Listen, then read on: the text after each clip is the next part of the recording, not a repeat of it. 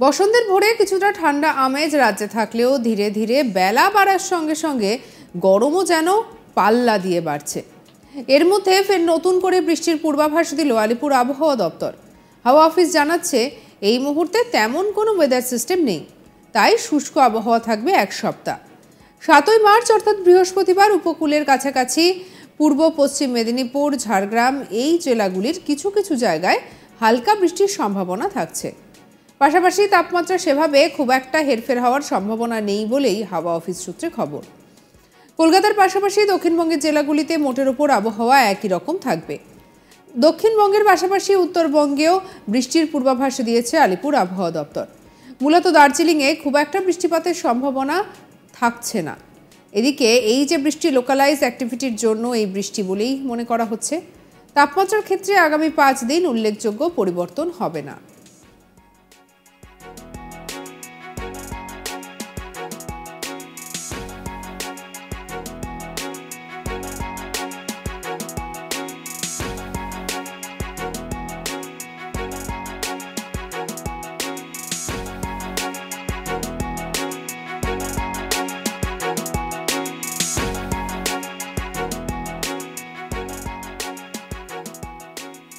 আবহাওয়াবিদ জানাচ্ছে যে কলকাতার পার্শ্ববর্তী অঞ্চলে দিনের সর্বোচ্চ তাপমাত্রা 30 থেকে 31 ডিগ্রির কাছাকাছি এবং সর্বনিম্ন তাপমাত্রা 21 ডিগ্রির কাছাকাছি থাকার সম্ভাবনা। তাপমাত্রা কিছুটা বাড়বে 11 তারিখের পর থেকে। আর এই নিয়ে আবহাওয়াবিদ সৌরিশ বন্দ্যোপাধ্যায় কি বলছেন শুনবো। ওয়েদার সিস্টেম সেভাবে কিছু নেই, প্রধানত শুষ্ক পরিষ্কার ওয়েদারই থাকবে আগামী এক সপ্তাহ। তো 7 তারিখ নাগাদ উপকূলের কাছাকাছি পূর্ব পশ্চিম মেদিনীপুর এবং ঝাড়গ্রাম এই সাইডটা দু এক জায়গায় হালকা ধরনের বৃষ্টিপাতের সম্ভাবনা থাকছে। এছাড়া 7 তারিখে অন্যান্য জেলাগুলোয় আংশিক মেঘলা আকাশ। আদারওয়াইজ আগামী এক সপ্তাহ প্রধানত শুষ্ক পরিষ্কার ওয়েদারই দক্ষিণবঙ্গ উত্তরবঙ্গ দু জায়গায়। উত্তরবঙ্গের ক্ষেত্রে 7 তারিখে শুধু দার্জিলিংয়ের সাইডে দু এক জায়গায় হালকা বৃষ্টির সম্ভাবনা থাকছে। তাপমাত্রার খুব একটা উল্লেখযোগ্য পরিবর্তন থাকছে না আগামী 5 দিন। কলকাতা পার্শ্ববর্তী অঞ্চলে দিনের সর্বোচ্চ তাপমাত্রা মোটামুটি 30 থেকে 31-এর কাছাকাছি থাকবে। সর্বনিম্ন তাপমাত্রা প্রায় 21 ডিগ্রি কাছাকাছি থাকবে। পশ্চিমের জেলাগুলোতেও তাপমাত্রা এখন খুব একটা বেশি নেই, মোটামুটি 31 ডিগ্রি কাছাকাছি রয়েছে বেশিরভাগ জায়গাতে, এবং এটা আগামী 4-5 দিন কন্টিনিউ করবে। তাপমাত্রা কিছুটা বাড়বে 11 তারিখের পর থেকে, দিনের বা রাতের তাপমাত্রা দুটোই কিছুটা বাড়বে 11 তারিখের পর থেকে। বৃষ্টিপাত খুব একটা লোকালাইজড বলা হয়েছে, যেটাও বলা হয়েছে জাস্ট পূর্ব পশ্চিম মেদিনীপুর, ঝাড়গ্রাম এই জেলাগুলোয় দু এক জায়গায় হালকা ধরনের বৃষ্টিপাতের সম্ভাবনা থাকছে 7 তারিখ। লোকালাইজড অ্যাক্টিভিটির কারণে না, সেরকম কিছু সতর্কবার্তা নেই, মেনলি পরিষ্কার ওয়েদারই থাকবে।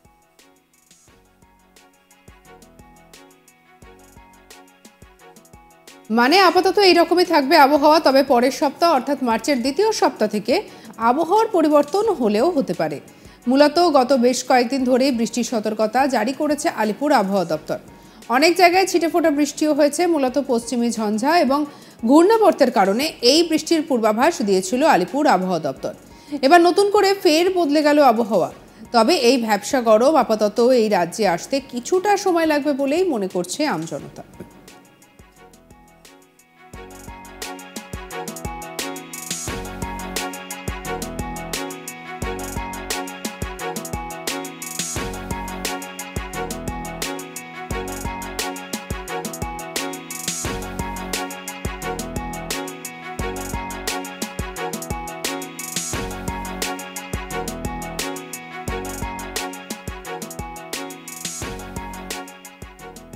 চলুন আরেকবার শুনে নি আবহাওয়াবিদ ঠিকই বলছেন।